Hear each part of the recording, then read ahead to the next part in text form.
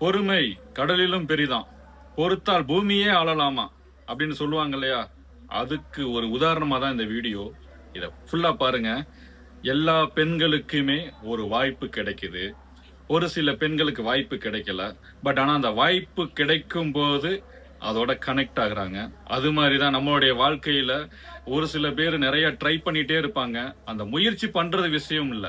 அத கடைசி வரைக்கும் மனசு நோகாம அந்த முயற்சி, அந்த பயிற்சியும் அவங்க கிட்ட இருந்துச்சுன்னா, கண்டிப்பா வாழ்க்கையில முன்னாடி வந்துருவாங்கங்க.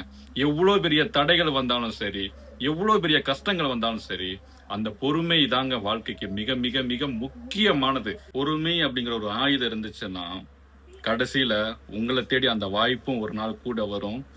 ஆனா எல்லாரையுமே வழிநடத்துற மாரி வரும்.